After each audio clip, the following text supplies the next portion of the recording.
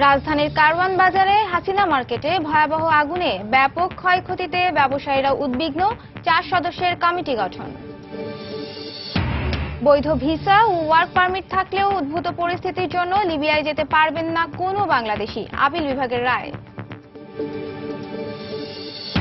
ঢাকার শ্যামপুর কদমতলী এলাকায় গড়ে ওঠা শিল্প কারখানার বেশিরভাগই এখন পরিত্যক্ত, শিল্প রক্ষায় আলাদা ভূমি ব্যবহার পরিকল্পনার পরামর্শ। এবং নওগাঁর তাজপুরে আবিষ্কৃত চুনাপাথরের খনি নিয়ে স্থানীয়দের মিশ্র প্রতিক্রিয়া, নতুন কর্মসংস্থানের সুযোগ থাকলেও জমি অধিগ্রহণে ন্যায্য মূল্য নিয়ে শঙ্কা।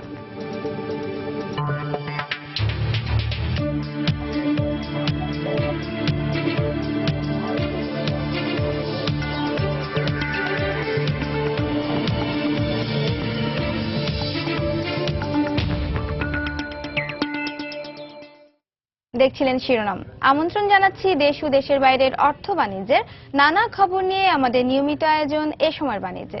আর আপনাদের সঙ্গে আছি আমি নাজিয়া শাকুর।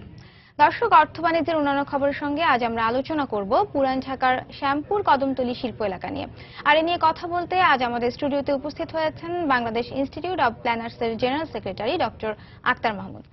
ডক্টর আক্তার মাহমুদ, আপনাকে সময় স্টুডিওতে স্বাগত জানাচ্ছি। আপনার সঙ্গে আলোচনায় যাব, কিছু খবর দেখে নিচ্ছি। রাজধানীর কারওয়ান বাজারে হাসিনা মার্কেটে ভয়াবহ অগ্নিকাণ্ডের ঘটনায় শেষ সম্বল হারিয়ে দিশেহারা হয়ে পড়েছেন ব্যবসায়ীরা। গতরাতে ভয়াবহ এই অগ্নিকাণ্ডে পুড়ে যায় 150-রও বেশি দোকান।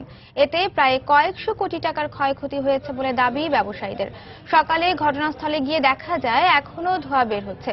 দোকান মালিক ও কর্মচারীরা এলাকায় ভিড় করেছেন। সবকিছু পুড়ে যাওয়ায় হতবিহ্বল হয়ে পড়েছেন তারা। ভবিষ্যৎ নিয়ে উদ্বেগ প্রকাশ করে ক্ষতিপূরণের জন্য প্রশাসনের হস্তক্ষেপ দাবি করেন। এদিকে সকাল থেকেই ঢাকা জেলা প্রশাসনের পক্ষ থেকে ক্ষতিগ্রস্ত দোকানগুলোর তালিকা তৈরি করা হচ্ছে।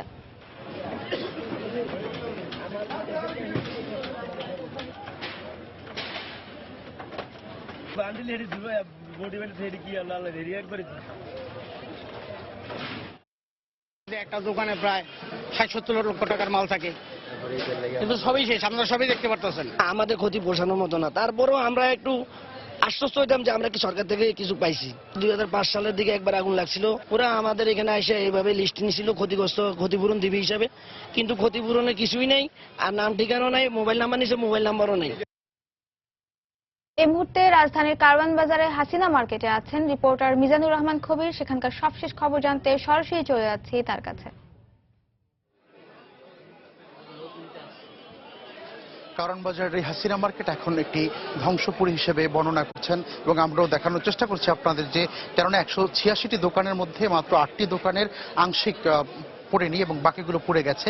186টি দোকানের মধ্যে বেশিরভাগই পুড়ে গেছে এবং ব্যবসায়ীরা বলছেন যে এই ক্ষতি কোনোভাবেই তাদের আসলে পুষিয়ে ওঠার মতো নয়। কেননা এখন যেই গলিটিতে আমরা দাঁড়িয়ে আছি, আপনারা দেখছেন যে এখানে মূলত ধ্বংসস্তূপ থেকে কোনো মালামাল উদ্ধারের চেষ্টা থেকে সবচেয়ে বড় কথা পরিষ্কার করার জন্য বা এই ধ্বংসস্তূপকে সরানোর জন্য আপাতত কাজ চলছে। দোকানি ব্যবসায়ী তাদের কর্মচারী যারা রয়েছেন তারা এসে এই কাজে সকাল থেকেই নিয়োজিত রয়েছেন, কেউ কেউ গত রাত থেকেও এসেছেন।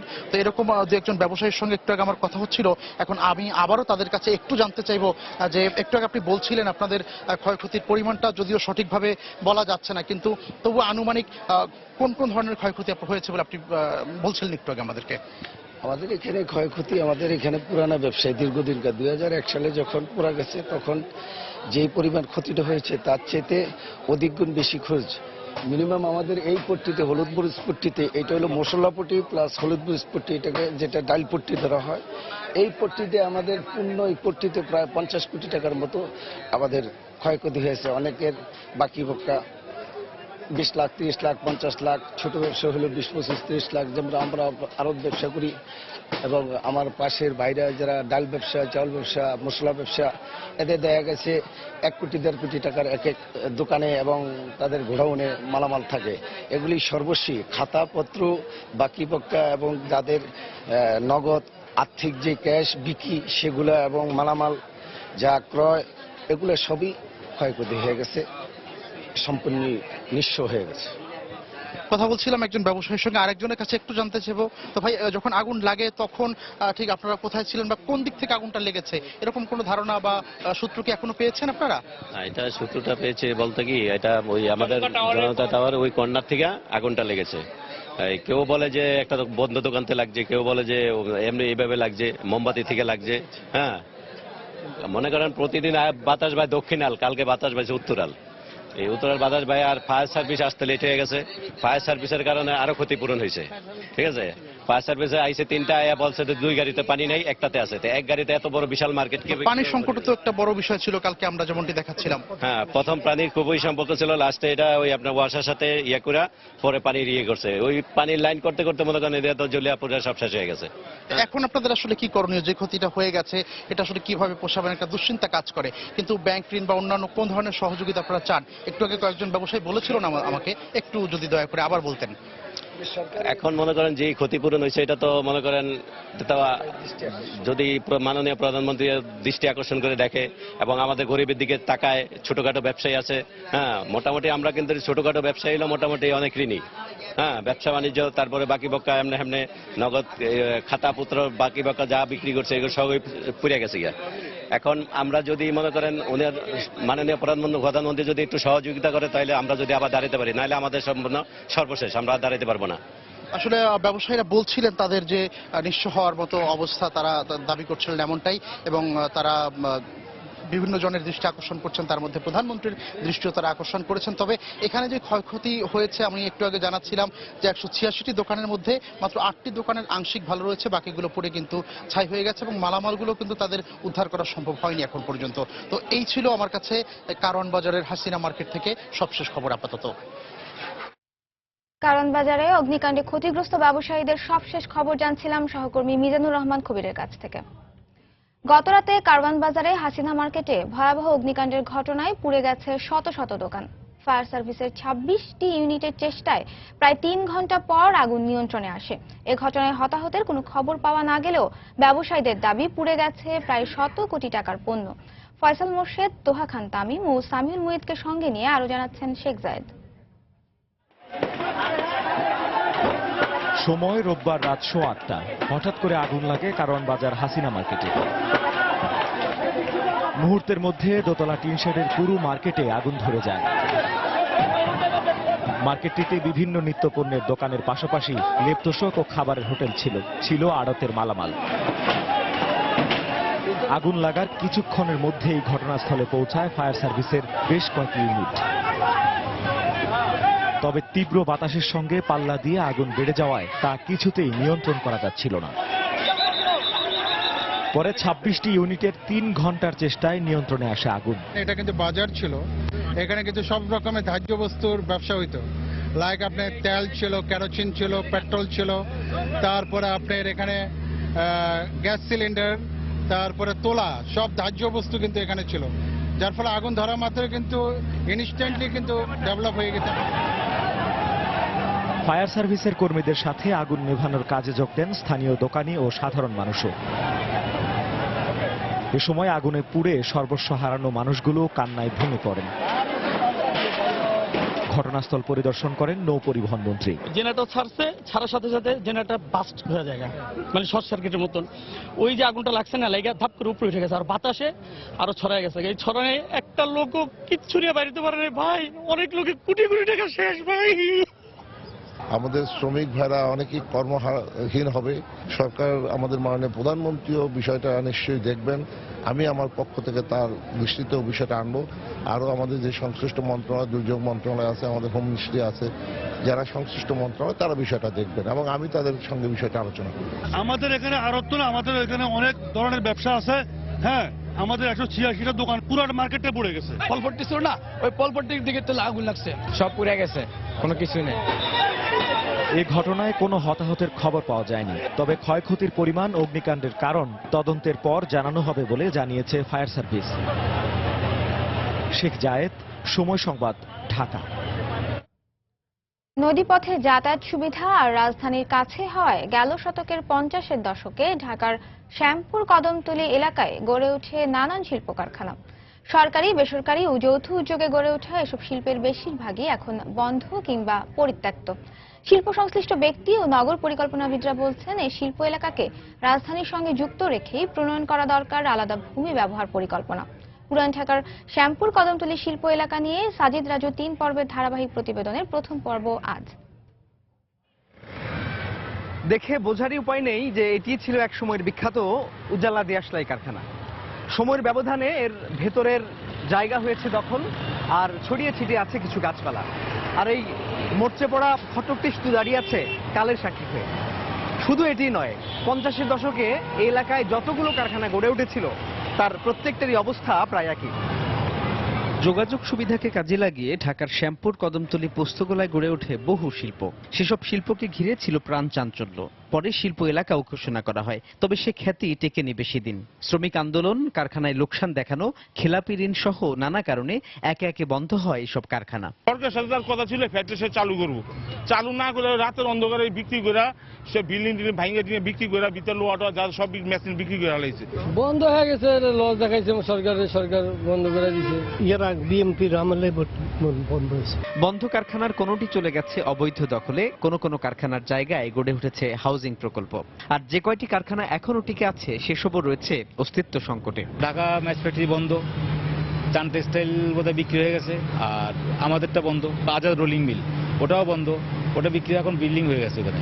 শিল্প সংশ্লিষ্ট ব্যক্তি ও নগর পরিকল্পনাবিদরা বলছেন, বর্তমান সময়ের সঙ্গে সঙ্গতি রেখে পুরো এলাকার জন্য এখনই দরকার আলাদা ভূমি ব্যবহার পরিকল্পনা। আগে যেভাবে ছিল অপরিকল্পিতভাবে কিন্তু ছিল, বাট এখন ইন্ডাস্ট্রিয়ালাইজেশনের যে মেথড কিন্তু ভিন্ন হিসেবে দাঁড়িয়েছে এখন। অর্থাৎ সেখানে সেফটি ইস্যু অনেকগুলি রয়েছে, তারপরে আপনার গ্যাস বিদ্যুৎ সরবরাহের ব্যবস্থা থাকা প্রয়োজন, অবকাঠামো প্রয়োজন, মানে একটা সিস্টেমেটিক ওয়েতে এখন আসতে হবে। এই শিল্পাঞ্চল এখন পরিবর্তিত পরিস্থিতিতে অন্যান্য পরিবর্তনশীল নতুন শিল্পের রূপান্তর ঘটছে। রূপান্তরের সময়টাই সবচেয়ে কঠিন সময়, যখন আমাদের নিয়ন্ত্রণ এবং ভূমি ব্যবহার পরিকল্পনাকে যথোপযুক্ত করতে হয়। সেই সঙ্গে এই এলাকার জলাধার রক্ষণাবেক্ষণ ও কেন্দ্রীয় বর্জ্য পরিশোধনাগার নির্মাণ করে শিল্প কারখানাগুলোকে নিয়মের মধ্যে নিয়ে আসারও তাগিদ তাদের। সাজিদ রাজু, সময় সংবাদ, ঢাকা। দর্শক, আমরা প্রতিবেদনটি দেখলাম। এবার এই বিষয়ে বিস্তারিত জানতে আলোচনায় চলে যাচ্ছি বাংলাদেশ ইনস্টিটিউট অব প্ল্যানার্সের জেনারেল সেক্রেটারি ডক্টর আক্তার মাহমুদের কাছে। আমরা শ্যামপুর কদমতলী শিল্প এলাকার হারিয়ে যেতে বসা একটি শিল্প এলাকার চিত্র দেখলাম। তো যে শিল্প এলাকাটি আসলে এতদিন যেই প্রভাব নিয়েছিল, এখন তো সেটি তার সেই জাঁকজমকপূর্ণ অবস্থা অনেকটাই বদলে গেছে। এর পেছনে অনেকগুলো কারণ উঠে এসেছে আমাদের প্রতিবেদনে। আপনার কি মনে হয় যে আসলে পরিকল্পনার অভাবটাই প্রধান কারণ? ধন্যবাদ আপনাকে। আমার মনে হয় এই বিষয়ে আলাপ করার শুরুতে আমাদের একটু বৃহত্তর পরিসরে একটা থিওরিটিক্যাল ফ্রেমওয়ার্ক দিয়ে, ছোট্ট একটা থিওরিটিক্যাল ফ্রেমওয়ার্ক দিয়ে যদি আমরা কথাটা শুরু করি, তাহলে আমাদের আলোচনাটা নির্বিঘ্নে এবং ভালোভাবে চলবে। এখন একটা শহরে যখন নগরায়নটা শুরু হয়, আপনারা দেখবেন সেখানে কি কাজে লাগানো হয়, ইকোনমিজ অফ স্কেল এবং অ্যাগ্লোমারেশন অফ ইকোনমিজ। সেখানে মানুষ গুচ্ছিত আকারে থাকার কারণে প্রত্যেকের কাছ থেকে এক একটা সুবিধা পায়। সেই কারণে এই জায়গাগুলোতে একটা শহর তৈরি হয়, শহরগুলো বাড়তে শুরু করে মূলত অর্থনৈতিক কর্মকাণ্ডকে ভিত্তি করে। এবং শহর যখন ছোট থাকে, তখন তার যে ইন্ডাস্ট্রিয়াল এলাকার যে লোকেশনগুলো ধীরে ধীরে যখন শহর বড় হতে শুরু করে, সেগুলো নানা জায়গায় শিফট হয়ে যায় এবং অন্যান্য এলাকাগুলোতেও চলে যায়। এবং কখনো এগুলো পরিকল্পনা মাফিক হয়, কখনো অপরিকল্পিতভাবে হয়েছে। এখন বর্তমান পরিস্থিতিতে এসে এই এত বড় একটা পুরাতন ঢাকা শহর, এই শহরের পরিসর বেড়েছে, এটা প্রচুর মানুষ এসেছে, 1.5 কোটি মানুষ এখানে বসবাস করছে। ফলে এখন বিষয়টা একেবারেই ভিন্নতর একটা অবস্থায় গিয়ে দাঁড়িয়েছে। আপনারা যেটাকে একসময় মনে করতেন তেজগাঁ শিল্প এলাকা, যেটা শহরের বাইরে ছিল, সেটা এখন একদমই শহরের মাঝে। সুতরাং এবং কদমতলী শ্যামপুর এলাকা, যেটা একেবারে পুরাতন ঢাকার ভেতরে ছিল, সেটারও এখন একেবারেই পুরাতন ঢাকার ভেতরে। তো সুতরাং এখন আমাদেরকে চিন্তা করতে হবে একটু ভিন্নভাবে। আর আমাদের ঢাকা শহরে এই মুহূর্তে এর আগে ঢাকার একটা স্ট্রাকচার প্ল্যান ছিল, এখন নতুনভাবে এটাকে রিভিউ করে নতুন একটি পরিকল্পনা তৈরি করা হচ্ছে। সেটাকে আমরা বলছি ঢাকা প্ল্যান 2016 থেকে 2035। এই একটি নতুন পরিকল্পনা তৈরি করা হয়েছে, সেখানেও কিছু দিক নির্দেশনা আছে। এখন এটা নতুনভাবে ঢাকা শহরকে একেবারে সমন্বিতভাবে চিন্তা করে একেবারে বিস্তৃত একটা পারিসরিক একটা চিন্তা মাথায় নিয়ে এই বিষয়ে আলাপ করা প্রয়োজন। এখন ঢাকা শহর যদি আমরা সিটি কর্পোরেশনের এলাকা দেখি শুধুমাত্র 155 স্কয়ার কিলোমিটার, অন্যদিকে রাজুকের যে এলাকা সেটা 1528 স্কয়ার কিলোমিটার, যেটা আরো অনেক বড়। সুতরাং এই পুরো এলাকাটাকে নিয়ে যখন চিন্তা করে একটা পরিকল্পনা তৈরি করা হয়, যেটা ঢাকা স্ট্রাকচার প্ল্যান তৈরি করা হয়েছে, সেটা আমি মনে করি যে অনেক বেশি যৌক্তিক, এবং সেখানে যে প্রস্তাবগুলো দেয়া আছে সেই প্রস্তাবগুলো অনুযায়ী যদি আমরা তার বাস্তবায়ন করি তাহলে আমাদের এই সমস্যাগুলো থেকে আমরা উত্তরণের হতে পারবো। আপনার কি মনে হয় যে সেক্ষেত্রে আসলে এই শিল্প এলাকাটিকে বাইরে ঢাকার আশেপাশে কোথাও শিফট করে নেওয়া প্রয়োজন? জি, এখন যেই জায়গাগুলো তো ঢাকার বাইরে ছিল বলে ধারণা করা হতো সেগুলো ঢাকার ভিতরে নাই আমরা জানি। আর ঢাকার যেগুলোর আবাসিক এলাকা হয়ে গেছে সেই আবাসিক এলাকার ভিতরেও এখনো কিন্তু অনেক ইন্ডাস্ট্রি আছে, যেমন শ্যামপুরের কথা বললেন, কদমতলীর কথা বললেন, এখন বর্তমানে তেজগাঁর কথাও বলছি, পরিবর্তিত অবস্থায় আছে। সেগুলোকে যেগুলো কম্পিটেবল না, অর্থাৎ অসামঞ্জস্যপূর্ণ যে ভূমি ব্যবহার, রিপোর্টে আমরা দেখছিলাম যে অসামঞ্জস্য ভূমি ব্যবহার কথা বলা হচ্ছিল এবং নতুন করে ভূমি ব্যবহার পরিকল্পনার কথা বলা হচ্ছিল। তো সেটা একেবারে জরুরি এবং যৌক্তিক। তো সেদিক থেকে সামঞ্জস্যপূর্ণ যে ভূমি ব্যবহার সেগুলোকে শুধুমাত্র রেখে অসামঞ্জস্য ভূমি ব্যবহার যেগুলো আছে সেগুলোকে আমাদের বাইরে নিয়ে যেতে হবে, এটা হচ্ছে প্রথম শর্ত। এখন যেখানে আপনি বাইরে নিয়ে যাবেন সেখানেও কিন্তু পরবর্তীতে আবার সমস্যা তৈরি করতে পারে, সেই কারণে পরিকল্পিতভাবে এটাকে করতে হবে। এখন আমরা রিসেন্টলি আমরা বলছি কি যে ঢাকা শহরের চারপাশে প্রচুর ইন্ডাস্ট্রি আছে, প্রায় 5000 ইন্ডাস্ট্রি আছে, সেখান থেকে প্রচুর পরিমাণে এফ্লুয়েন্ট মানে বর্জ্য নদীতে ছাড়া হয়। তার সমাধান কি? এখন হয় আপনি শিফট করে নিয়ে যাবেন, শিফট করে যেখানে নিয়ে যাবেন সেখানে আবার দূষণ করবে। সেই দূষণ থেকে বাঁচার জন্য আমরা বলছি যে ইটিপির ব্যবস্থা করা, সমন্বিত একটা ইটিপি যদি ব্যবহার করা যায়, সে অর্থে যে বর্জ্যগুলো নদীতে ছাড়া হবে বা অন্য জায়গায় ছেড়ে দিতে হবে সেগুলো একটু পরিশোধিত আকারে ছাড়বে, সেই ক্ষেত্রে এই দূষণের মাত্রা কমে আসে। আর শহর যখন বড় হয় তখন একটা ডিজ ইকোনমি শুরু হয়। ঢাকা শহর এখন তার পারফেক্ট উদাহরণ। এখানে কনজেশন আছে, এখানে এনভায়রনমেন্টাল পলিউশন আছে, এই জিনিসগুলো কিন্তু এখন আসবে। সেই কারণে ঢাকা যে প্রবলেমগুলো আছে সেই প্রবলেমগুলোকে যদি সারাতে হয় এটা অনেকটা সার্জারির মতো। এখন সার্জারি করে করে আমাদেরকে এটা থেকে উত্তরণ ঘটাতে হবে। এটা কিন্তু শুধু ঢাকার ক্ষেত্রে আমরা দেখছি না, আমরা যেটা বলছি যে আমাদের শহরকে আমরা এক্সপ্যান্ড করছি, সেই ক্ষেত্রে হয়তো দেখা যাচ্ছে যে আমাদের শিল্প কারখানাগুলো ঢাকা শহরের আশেপাশের জেলা শহরগুলোতে স্থানান্তর করছি, সেটা কিন্তু দেখছি যে নারায়ণগঞ্জ বা গাজীপুরে, সেখানেও কিন্তু আমরা দেখছি এখন পরিবেশ দূষণের মাত্রা কি পরিমাণে বেড়ে গেছে, নদীগুলো এরই মধ্যে কিন্তু মারা যাচ্ছে। এক্স্যাক্টলি সেটা হচ্ছে আমি যে একটু আগে বলছিলাম যে 1528 স্কয়ার কিলোমিটারের যে রাজুক বাউন্ডারি, সেখানে আপনি দেখবেন উত্তরে আছে গাজীপুর, টঙ্গী গাজীপুর, আর উত্তর পশ্চিমে আছে সাভার ধামসোনা, তারপরে আছে দক্ষিণ পশ্চিমে আছে কেরানীগঞ্জ, আবার পূর্বে আছে ভোলতা, কালীগঞ্জ, এই অঞ্চলগুলো, একেবারে দক্ষিণে আছে নারায়ণগঞ্জ।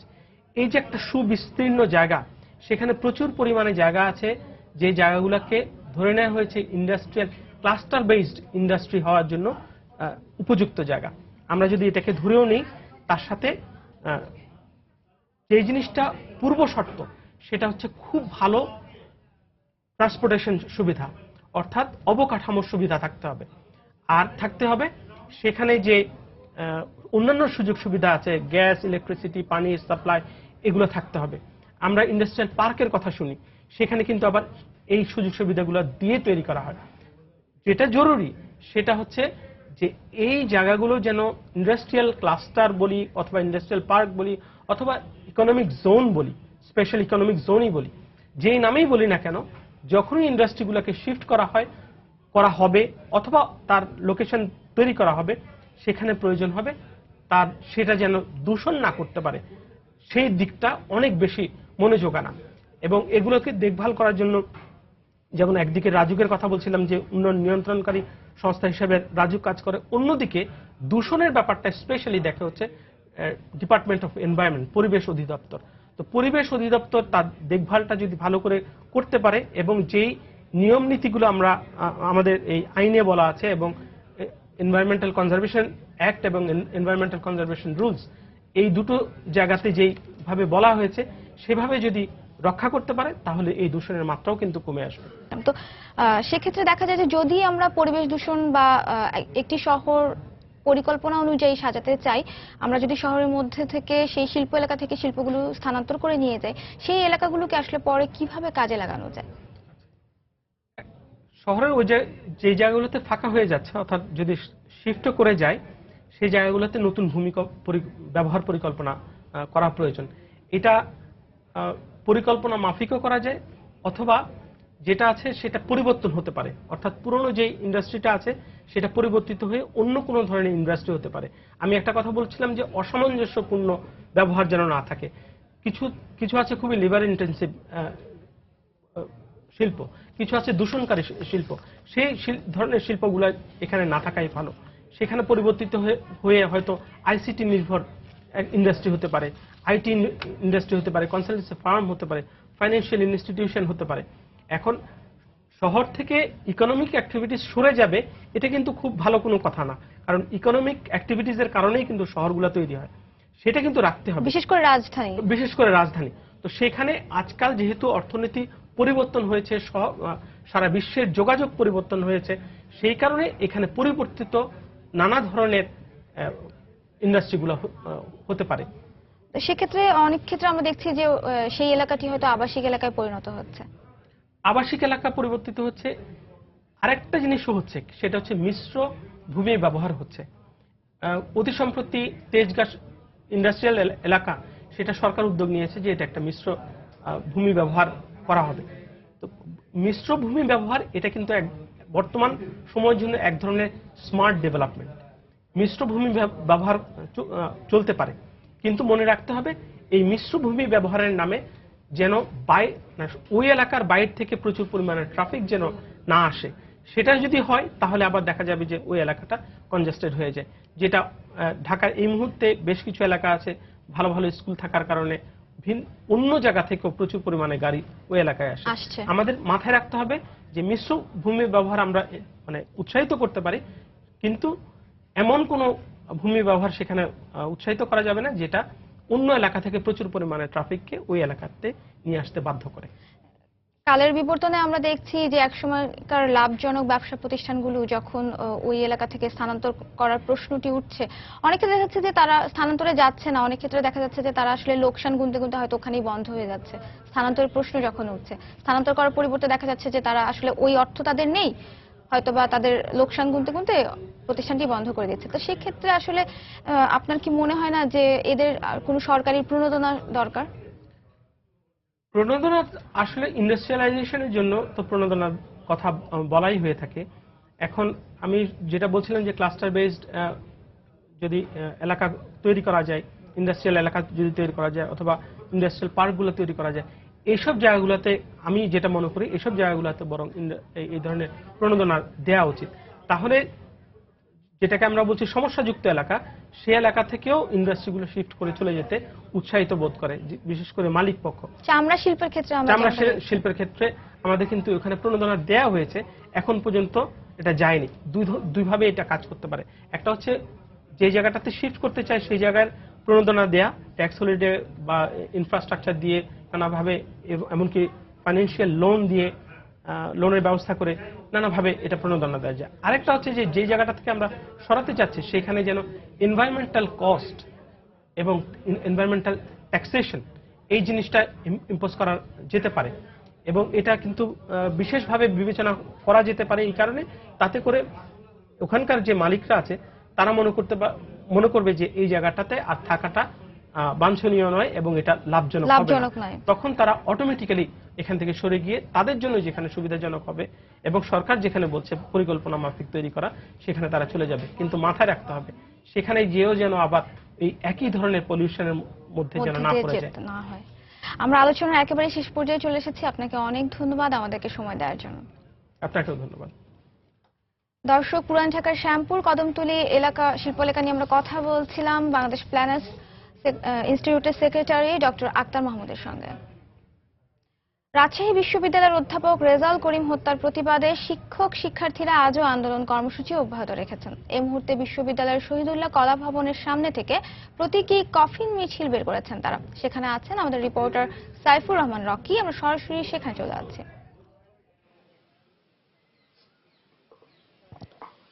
রাজশাহী বিশ্ববিদ্যালয়ের ইংরেজি বিভাগের অধ্যাপক প্রফেসর রেজাউল করিম সিদ্দিকী হত্যাকাণ্ডের প্রতিবাদে 10 দিন ধরে বিভিন্ন কর্মসূচি পালন করছে বিভাগের শিক্ষক শিক্ষার্থীরা। আজও মূলত সকাল 10টার দিকে বিভাগের সামনে থেকে একটি মৌন মিছিল বের হয়েছে এবং মিছিলটি কিন্তু পুরো ক্যাম্পাস প্রদক্ষিণ শেষে এই বিভাগের সামনে এসে শেষ হয়েছে। মূলত এখানে প্রতিবাদ মিছিল হবে এবং এখানে এই প্রতিবাদ মিছিলে কয়েকটি 4টি প্রতীকী কফিন থাকবে। এই কফিনগুলো মূলত বিশ্ববিদ্যালয়ের 12 বছরে যে আরো কয়েকজন শিক্ষক মারা গেছেন, 4 জন শিক্ষক, এই 4 শিক্ষকের 4টি প্রতীকী কফিন নিয়ে তারা বিশ্ববিদ্যালয়ে বিভিন্ন গুরুত্বপূর্ণ সড়ক প্রদক্ষিণ করার কথা রয়েছে। এখানে বিভাগের শিক্ষক শিক্ষার্থীরা অংশ নিয়েছেন এবং বিশ্ববিদ্যালয় শিক্ষক ফেডারেশনের পক্ষ থেকে আজ সকাল 10টা থেকে 1টা পর্যন্ত এই কর্মবিরতি পালন করার কথা রয়েছে। বেলা 12টার দিকে সিনেট ভবন চত্বরে একটি প্রতিবাদ সমাবেশ করার কথা রয়েছে। আমরা একটু দেখানোর চেষ্টা করব যে এই প্রতিবাদ কফিন মিছিলটি কিন্তু আর কিছুক্ষণের মধ্যেই এখান থেকে বের হবে, তার প্রস্তুতি মূলত এখান থেকে চলছে। তো বিভাগের শিক্ষার্থীদের পক্ষ থেকে মূলত এটাই দাবি করা হচ্ছিল যে এই হত্যাকাণ্ডগুলো যদি বন্ধ না হয় তাহলে শিক্ষার যে সুষ্ঠু পরিবেশ সেটি কিন্তু বজায় থাকে না। আর এভাবে একের পর এক হত্যাকাণ্ডের ঘটনায় তারা কিন্তু ক্ষতিগ্রস্ত হচ্ছে। সেই জন্যই মূলত এই হত্যাকাণ্ডগুলোর কিন্তু সঠিক এবং দ্রুত দৃষ্টান্তমূলক শাস্তি হওয়া জরুরি বলে তারা কিন্তু জানাচ্ছেন। তো আসলে একের পর এক কর্মসূচির মধ্য দিয়ে কিন্তু এই শিক্ষক হত্যাকাণ্ডের প্রতিবাদ জানাচ্ছে বিভাগের শিক্ষক শিক্ষার্থীরা এবং দ্রুতই কিন্তু এই হত্যাকারীদের খুঁজে বের করে তাদেরকে দৃষ্টান্তমূলক শাস্তির দাবি জানাচ্ছে। এছাড়াও আগামীকালকে শিক্ষক সমিতি ফেডারেশনের পক্ষ থেকে একদল শিক্ষক প্রতিনিধি আসবেন, যারা বেলা 11টার দিকে কাজলা গেটে তারা কিন্তু প্রদীপ প্রজ্বলন করে এই শিক্ষক হত্যাকাণ্ডের সাথে জড়িতদের শাস্তির দাবি জানানো হবে। এখন পর্যন্ত কিন্তু 5 জনকে এই গ্রেপ্তার করা হয়েছে এই হত্যাকাণ্ডের সাথে জড়িত সন্দেহে এবং তাদেরকে কিন্তু জিজ্ঞাসাবাদ করা হচ্ছে, যদিও তাদের কাছ থেকে এখন পর্যন্ত চাঞ্চল্যকর কোনো তথ্য তারা পায়নি।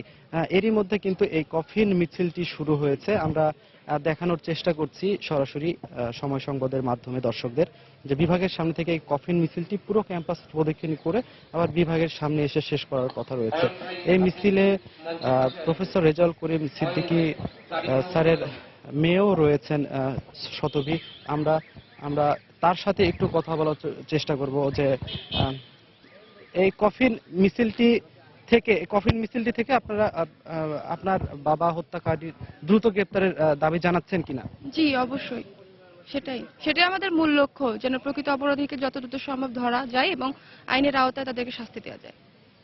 আপনি শুনছিলেন যে প্রফেসর রেজাউল করিম সিদ্দিকী স্যারের মেয়েও বলছিলেন যে দ্রুত যেন হত্যাকারীদের গ্রেপ্তার করে দৃষ্টান্তমূলক শাস্তির দেওয়া হয়। তো মূলত সেই জন্যই কিন্তু একের পর এক এই প্রতিবাদ কর্মসূচিগুলো তারা চালিয়ে যাচ্ছে। তো এই মিছিলটি এখনই শুরু হবে এবং এই মিছিলটি পুরো ক্যাম্পাস প্রদক্ষিণ করে আবার বিভাগের সামনে এসে তারপর শেষ করার পরপরই সিনেট ভবন চত্বরে বেলা 12টার দিকে একটি প্রতিবাদ সমাবেশ করবেন এবং তাদের যে পূর্ব ঘোষিত কর্মসূচি ফেডারেশনের দেওয়া সেটি কর্মবিরতি সকাল 10টা থেকে 1টা পর্যন্ত কর্মবিরতিও চলছে। তো এইভাবেই কিন্তু হত্যার বিচার জানানো হচ্ছে, দ্রুত যেন হত্যার বিচার হয় সেই দাবিটি মূলত শিক্ষক শিক্ষার্থীদের পক্ষ থেকে করা হচ্ছে। তো এটি ছিল আমার কাছে রাজশাহী বিশ্ববিদ্যালয় থেকে এখন পর্যন্ত শিক্ষক হত্যাকাণ্ডের ঘটনা সর্বশেষ।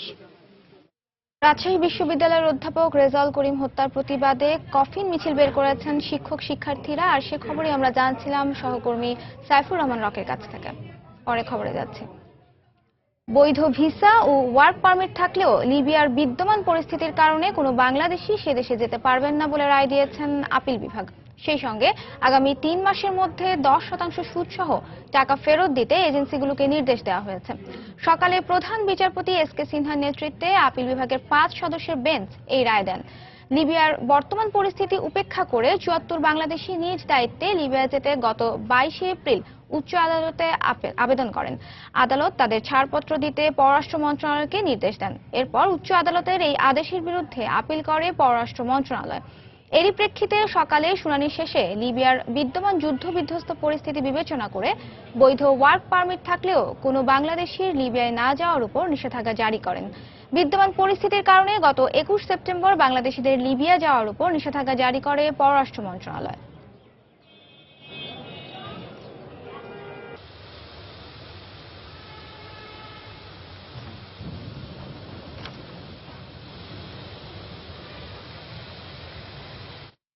লিবিয়ায় 4 বছরের সংঘাত ও বিবদমান দুই সরকারের মধ্যে সমঝোতার পর গত মাসের শুরুর দিকে ত্রিপোলিতে কাজ শুরু করেছে জাতিসংঘ সমর্থিত মতৈক্যের সরকার।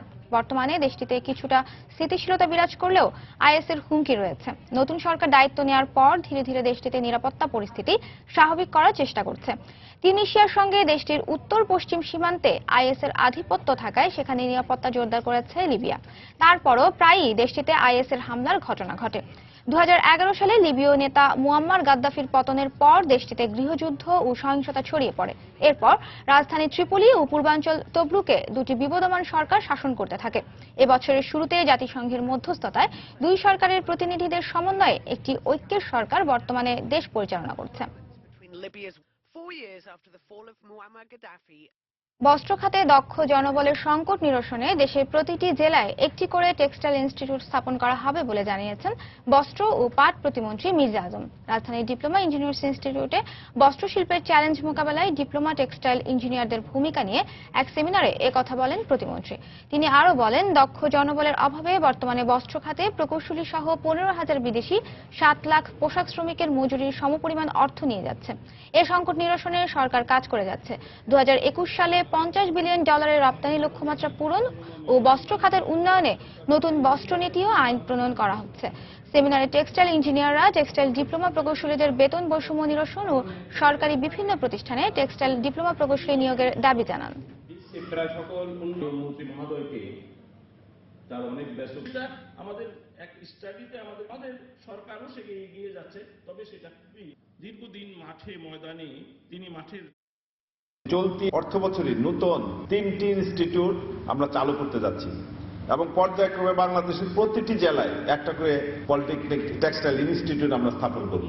বস্ত্র নীতি এবং বস্ত্র আইন আমরা নতুন করে প্রণয়নের কাজ করছি এবং সেই বস্ত্র নীতি এবং আইনের মধ্যে আপনাদের এই টেক্সটাইল ডিপ্লোমা ইঞ্জিনিয়ার্স অ্যাসোসিয়েশনের যে দাবিনামাগুলো আছে এর আলোকে যে সমস্ত বিষয়গুলা সেই আইন এবং নীতিমালাতে সংযোজন করা যায় আমরা চেষ্টা করব এর মধ্যে সম্পৃক্ত করতে।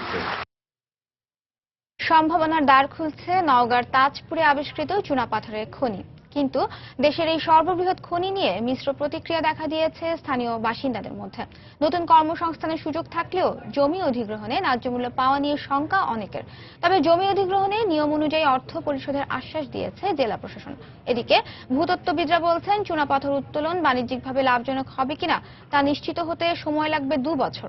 বিস্তারিত জানাচ্ছেন রাকিবুল হাসান, ক্যামেরায় ছিলেন আব্দুস সালাম। 2011 সালে নওগাঁর বদলগাছি উপজেলার তাজপুরে চুনাপাথর খনি চিহ্নিত করে ভূতাত্ত্বিক জরিপ অধিদপ্তর। প্রক্রিয়াগত কার্যক্রম শেষ করার পর চলতি বছরের 20 ফেব্রুয়ারি খনন কাজ শুরু করে প্রতিষ্ঠানটি। 1 মাস পর ভূগর্ভস্থ 2214 ফুট থেকে 2314 ফুট গভীর পর্যন্ত চুনাপাথরের সন্ধান মেলে। প্রায় 52 বর্গ কিলোমিটার জুড়ে থাকা এ পাথরের মজুদ দেশের সর্ববৃহৎ বলে ধারণা করছেন ভূতাত্ত্বিকরা। এখন চুনাপাথর উত্তোলন বাণিজ্যিকভাবে লাভজনক হবে কিনা তার যাচাই বাছাই চলছে। খনন কাজ এখনো অব্যাহত আছে। এখন পর্যন্ত 2334 ফিট পর্যন্ত খনন কাজ সম্পন্ন হয়েছে। আমাদের এখান থেকে যদি চুনাপাথর উত্তোলন করা হয় তাহলে এই চুনাপাথর আর আমাদের বাইরে থেকে আমদানি করতে হবে না। এতে স্থানীয়রা চুনাপাথরের খনিতে নতুন কর্মসংস্থানের স্বপ্ন দেখছেন, কিন্তু জমি অধিগ্রহণ প্রক্রিয়া ও মূল্য পরিশোধে কাঙ্ক্ষিত টাকা পাওয়া যাবে কিনা তা নিয়ে চিন্তিত বেশিরভাগ মানুষ। জমি তো সরকার নিয়ে নেবে, তাহলে এই জমির দাম ন্যায্য মূল্য দিতে হবে, না দিলে তো আমরা ঘাল চাষ করবো কি দিয়ে? যদি সরকার আমাদের উচিত মূল্য কিছু না দেয় তা আমরা কিছুই করতে পারবো না। আমরা কোথায় যাবো? সে পথ্যাঙ্ক তো দেয়া লাগবে। তবে অধিগ্রহণের নিয়ম অনুসারে জমির মালিকদের ন্যায্য মূল্য পরিশোধ করা হবে বলে আশ্বাস দেন জেলা প্রশাসক। যে জমি আছে সেই জমির গড় মূল্যের 50% তাদেরকে আমরা বেশি দিব। এই জন্য আমি জেলা প্রশাসককে আশ্বস্ত করছি যে আতঙ্কিত হওয়ার কিছু নেই, সবাই ন্যায্য মূল্য পাবে। ভূতত্ত্ববিদরা বলছেন বাণিজ্যিকভাবে উত্তোলন করা গেলে এই খনি থেকে দেশের 30টির বেশি সিমেন্ট কারখানার ক্লিংকারের চাহিদা পূরণের পাশাপাশি অর্জন হতে পারে বৈদেশিক মুদ্রাও। ভূতত্ত্ব জরিপ অধিদপ্তরের দেয়া তথ্য মতে এর আগেও এই অঞ্চলের জয়পুরহাট, পাঁচবিবি এবং পত্নীতলায় এমন চুনাপাথরের মতো খনিজ পদার্থ পাওয়া গেছে। তবে এবারে নওগাঁর তাজপুরের এই খনিজ পদার্থ আরো বেশি উন্নত বলছেন বিশেষজ্ঞরা। আর তা যদি সঠিকভাবে উত্তোলন করা যায় তবে আর্থসামাজিক অবস্থার উন্নয়ন ঘটবে এই এলাকার। রাকিবুল হাসান, সময় সংবাদ, নওগাঁ, রাজশাহী। মে দিবস উপলক্ষে সেনা কল্যাণ সংস্থার পণ্য এলিফ্যান্ট ব্র্যান্ড সিমেন্টের সৌজন্যে খুলনা মহানগরীতে নানা আয়োজনে বর্ণাঢ্য র্যালি করেছে নির্মাণ শ্রমিকরা। গতকাল সকালে অনুষ্ঠিত এই র্যালিতে প্রধান অতিথি হিসেবে উপস্থিত ছিলেন প্রতিষ্ঠানটির বিজনেস শাখার ভারপ্রাপ্ত মহাপরিচালক কর্নেল শহীদ মোসাদ্দেক হোসেন। এতে সিমেন্ট ফ্যাক্টরির উপপরিচালক কর্নেল মোহাম্মদ নুরুল ইসলাম, অন্যান্য কর্মকর্তা, ডিলার, বিক্রয় প্রতিনিধি সহ প্রায় 1,500 শ্রমিক অংশ নেন। র্যালিটি নগরীর প্রধান প্রধান সড়ক প্রদক্ষিণ শেষে এক সমাবেশে অংশ নেয়।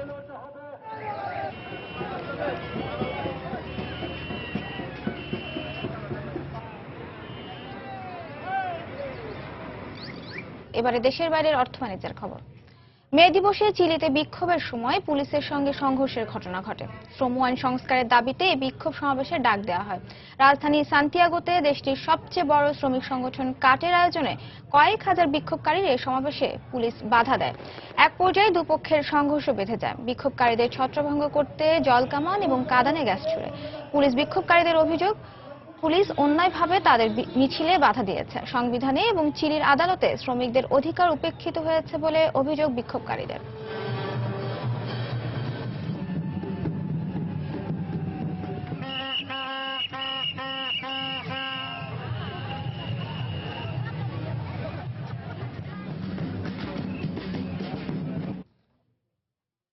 অর্থনৈতিক সংকট শুরুর পর চলতি বছরের প্রথম প্রান্তিকে ব্রিটেনের বৃহত্তম ব্যাংকগুলোর মুনাফার অবস্থা বেশ হতাশাজনক ছিল।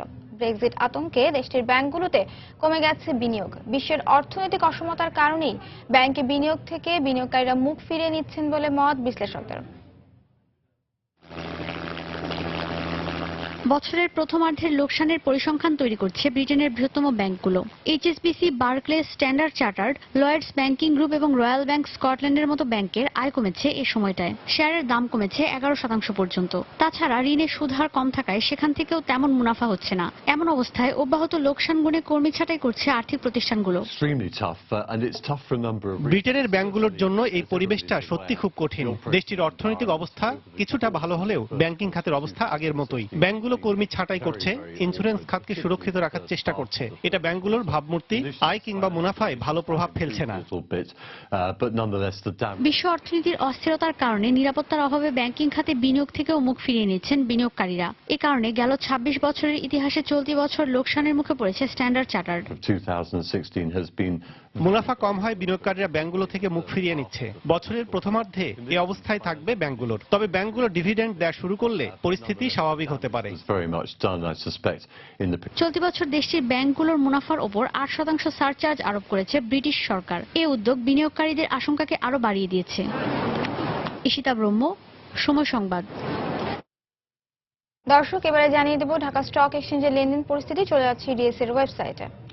সপ্তাহের প্রথম কার্যদিবস, যেহেতু গতকাল মে দিবসের ছুটি থাকায় ডিএসসি কার্যক্রম বন্ধ ছিল, সেই অর্থে আজ সপ্তাহের প্রথম কার্যদিবস ডিএসসিতে। এবং ডিএসসি এক্স এই মুহূর্তে সাধারণ সূচক আমরা দেখতে পাচ্ছি যে 41 পয়েন্ট কমে রয়েছে 4154 পয়েন্ট।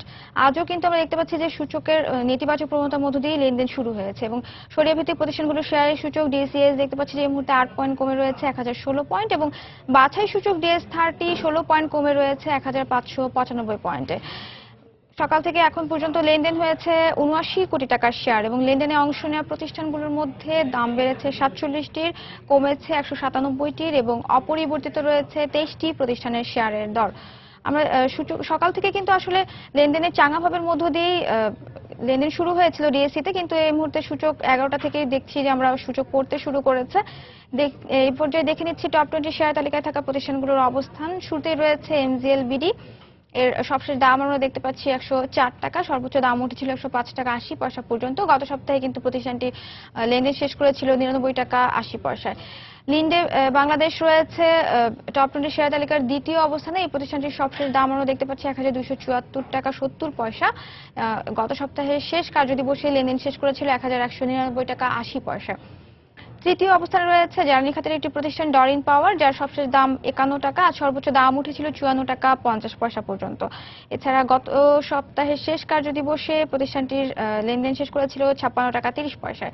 ইফাদ অটোজ রয়েছে টপ 20 শেয়ার তালিকার চতুর্থ অবস্থানে। প্রতিষ্ঠানটির সবশেষ দাম আমরা দেখতে পাচ্ছি 75 টাকা 70 পয়সা পর্যন্ত। গতদিন কিন্তু লেনদেন শেষ করেছিল 75 টাকায়।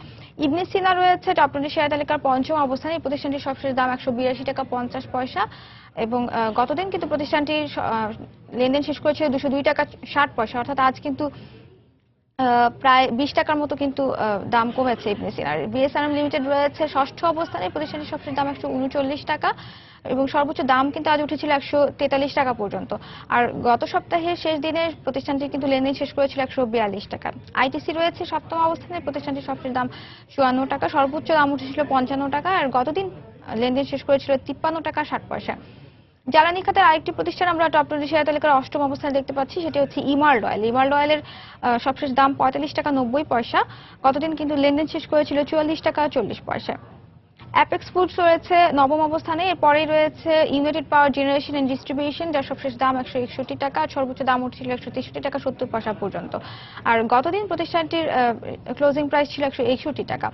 অ্যাপোলো ইস্পাত রয়েছে টপ 20 শেয়ার তালিকার 11তম অবস্থানে। এই প্রতিষ্ঠানটির সবশেষ দাম 15 টাকা 80 পয়সা, আজ সর্বোচ্চ দাম উঠেছিল 15 টাকা 90 পয়সা পর্যন্ত। ন্যাশনাল ব্যাংক রয়েছে টপ 20 শেয়ার তালিকার 12তম অবস্থানে। এই প্রতিষ্ঠানটির সবশেষ দাম আমরা দেখতে পাচ্ছি 9 টাকা 20 পয়সা।